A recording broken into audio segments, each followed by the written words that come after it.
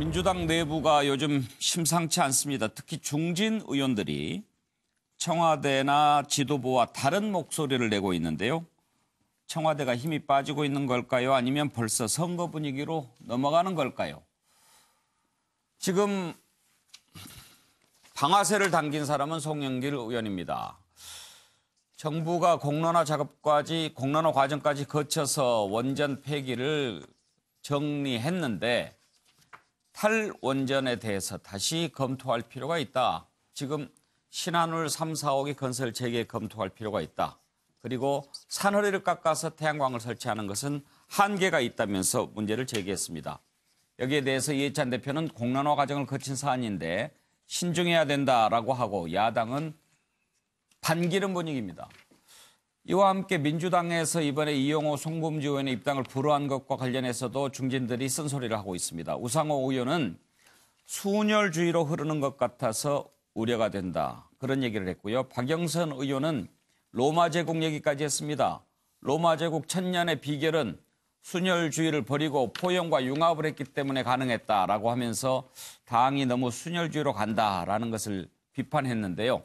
자, 이런 움직임을 어떻게 봐야 될지 한번 전문가들의 의견을 들어보겠습니다. 정기남 교수. 네. 심상치 않아요. 중진들이 이런 목소리 내는 것. 그렇습니다. 이게 이제 당청 관계의 어떤 근본적 지형 변화를 예고하는 것일 수도 있다.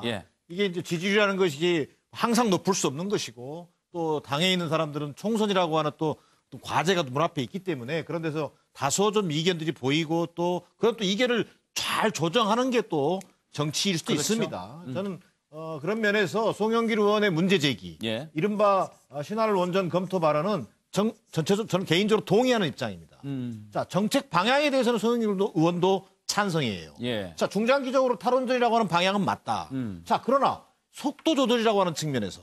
그러나 또 하나는 어쨌든 그 원전의 어떤 그 생태계가 붕괴되지 않는 범위 내에서 어떤 에너지 정책의 어떤 믹스, 균형이겠죠. 뭐 석탄을 줄인다든지 그리고 또 신재생 에너지를 어떻게 잘 배합해서 간다든지 이런 부분에 대한 논의 자체를 문제 제기 자체를 소모적 논쟁이다. 이렇게 치부해버리면 사실상 언론을 막는 거죠. 자, 2017년에 공론화위원회를 통해서 충분히 검토한 거 알고 있습니다. 자, 그러나 독일도요 20년 넘도록 공론화했고요. 자, 스위스는 국민투표를 5번이나 했어요. 우리 정부만 작년에 했기 때문에 요지부동 이런 관점에서 좀 벗어날 필요가 있다. 이게 친문 순혈주의라고 하는 정치적 문제 제기와 저는 맥을 같이 하고 있다. 이렇게 보여집니다. 소신이라고 그랬는데 그 말씀 듣다가 제가 궁금한 게 하나 있는데요.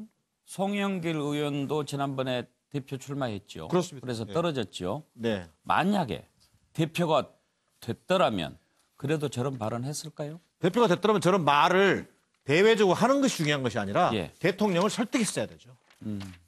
이른바 수시로 회동을 통해서 정책의 방향을 속도를 조절해주고 또 뭐랄까 좀 방향을 좀 틀어주게 하는 이런 것들이 결국은 집권 여당의 역할이라고 저는 보는 겁니다.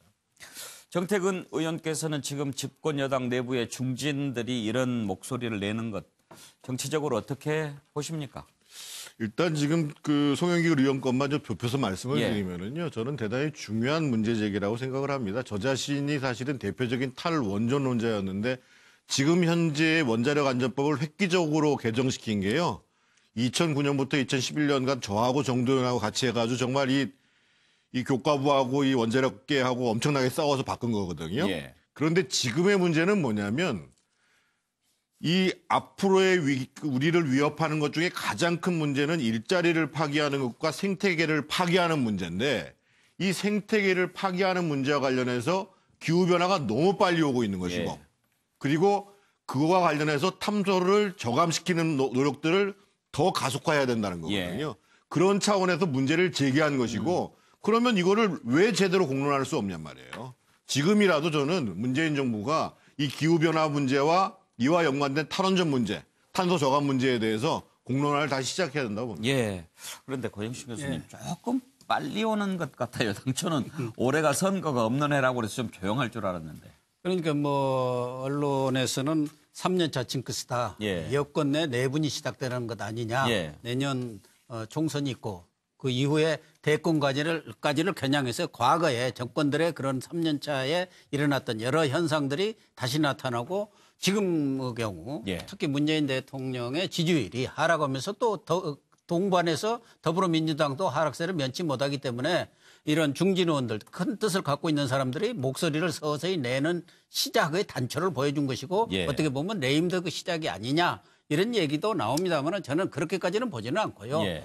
송영길 의원이 본인의 그 송사무라는 그 방이 있습니다. 그 네, 송영길 예. 의원을 지지하는 예. 그런 그 방에다가 카톡방에 본인의 그 탈원전 이 부분에 대한 그 해명을 엄청나게 길게 했습니다. 예. 엄청나게 길게 아주 기네요. 자세히 네. 언론이 아직은 이 부분을 안 본 것 같은데 어쨌든 송영길 의원으로서는 본인이 국민 여론 또 이런 것을 감안해서 퍼스트 펭귄이 되겠다.